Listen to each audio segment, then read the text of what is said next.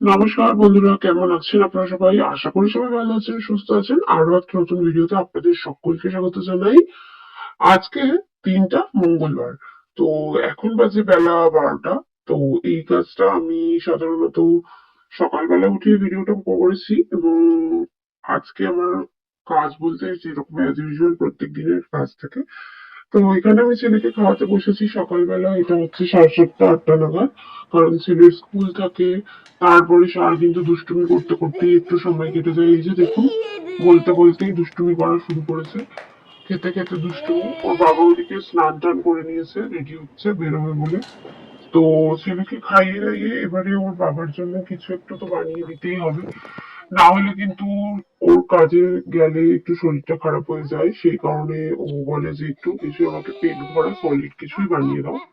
তো এই দুদিন হলো আমি সেদ্ধ ভাত করা শুরু করেছি, অর্থাৎ ওই প্রেসারের মধ্যে ভাত, চাল ডাল সমস্ত সবজি, একটু কাঁচা তেল আর কাঁচা লঙ্কা দিয়ে আর একটা ডিম অমলেট করে, কোনোদিন পোচ করে, এইভাবে আমি এই দুদিন হলো সেদ্ধ ভাত করে দেওয়া শুরু করেছি।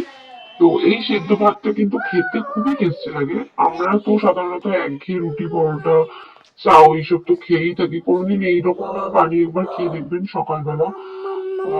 আর্লি মর্নিং তো নয়, এটা একটু বেলা, প্রায় ওই ধরুন 8:30 পৌনে 9টার মতো বাজে।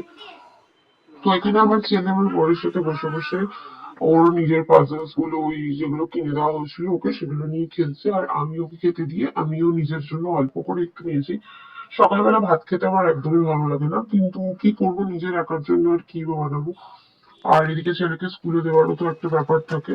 খাওয়া দাওয়া হয়ে গেছে, টিফিনটা করা হয়ে গেছে। এরপরে টিফিনের যে কটা বাসন বেরিয়েছিল সেগুলো কিন্তু ধুয়ে নিচ্ছি। কারণ সারাদিনে কিন্তু অনেক বাসন পড়ে, একসাথে সব রেখে দিলে কিন্তু খুবই অসুবিধা হয়ে যায়। সেই কারণে যতটুকু পারি আর কি করে নিই। ও কিন্তু খেয়ে দিয়ে বেরিয়ে গেল।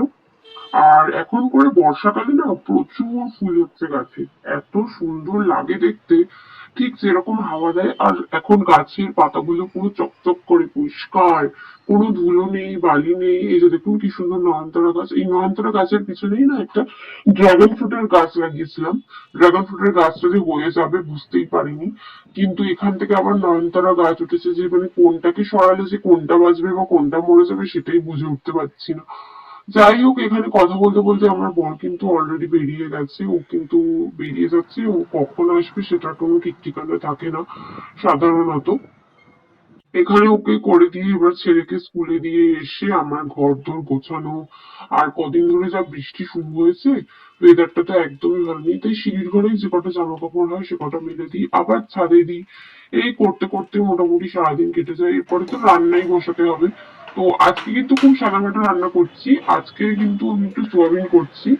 আসলে ব্যাপারটা হচ্ছে, এই কদিন ধরে শ্রাবণ মাসের বেশ কিছুদিন ধরে আমি চেয়েছিলাম যে শ্রাবণ মাসটা একটু নিরামিষ খাবো, কিন্তু বাড়িতে ছোট বাচ্চা থাকলে যেটা হয় আর কি, নিরামিষ খাওয়াটা তো সম্ভব হয়ে ওঠে না। তো সেই জন্য আজকে আমি এখানে একটু কষা কষা করে সয়াবিন বানাচ্ছি সমস্ত রকম সবজি দিয়ে। এই ঝিঙে, আলু, পটল, বিনস, বরবটি, কুমড়ো, টমেটো ইত্যাদি ইত্যাদি আরো অনেক কিছু। তো এই সমস্ত কিছু দিয়ে একটু কষা কষা করেই বানাবো এটা, কারণ বেশি জল রাখবো না, মুছে মুছেই ভাত খাওয়া হয়ে যাবে। আর তার সাথে আজকে একটু আলু উচ্ছে ভাতেও দিয়ে দিয়েছি। এরপরে রান্না করতে করতে না আমার একটা অভ্যেস আছে, সেটা হচ্ছে এই যে রান্নাঘরটা রান্না হচ্ছে, কিন্তু রান্না হতে হতে কিন্তু আমি রান্নাঘরটা পরিষ্কার করে ফেলি।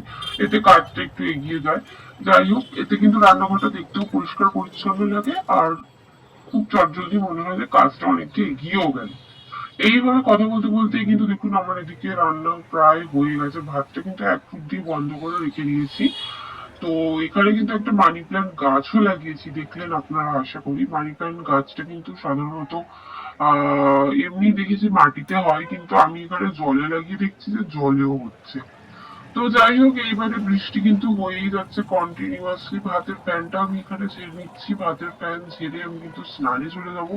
কারণ এরপরে আবার ছেলেকে স্কুল থেকে আনার ব্যাপার আছে। ছেলেকে স্কুল থেকে আনার পরে কিন্তু আর কোনো কাজ আমি সেইভাবে করে উঠতে পারি না, কারণ ওর সাথে একটু থাকতে হয়, ওকে একটু সময় দিতে হয়। আজকে কিন্তু আমার ছেলের মাথায় ভূত চেপেছে, কি হয়েছে জানি না। জামা কাপড় গুলো যেগুলো শুকিয়েছে সেগুলো সব তুলে এনে খাটে রেখেছিলাম, আর ওগুলোকে নিয়ে মাথায় তুলে গায়ের মধ্যে জড়িয়ে সেগুলোকে নিয়ে খেলা করছে, কিছুতেই দেবে না। যতভাবে ভয় দেখানোর চেষ্টা করছি কিন্তু কোনোভাবেই জামা কাপড় দিচ্ছে না। এই যে দেখুন, ওই কিন্তু জামা কাপড়গুলোকে জড়িয়ে ধরে এখানে বসে আছে। যাই হোক, এইভাবে কিন্তু আজকে সারাটা দিন মোটামুটি ভালোই কাটলো। তো এই যে আজকে করেছি দেখেছেন তো, সয়াবিনটা কি সুন্দর দেখতে লাগছে। এগুলো কিন্তু আপনার রুটি পরোটা দিয়েও খেতে পারে। ও, লাস্টে কিন্তু একটু মাছও এনেছিলাম, মাছের ঝাল করেছিলাম, যদিও ওটা রাত্রেবেলার জন্য, এবেলার নয়। আর এখানে আলু উচ্ছে ভাতে আর ছেলের জন্য মাছ ভাজা। ভিডিওটা কেমন লাগলো জানাতে কিন্তু ভুলবেন না। দেখা হচ্ছে নতুন ভিডিওতে। টাটা।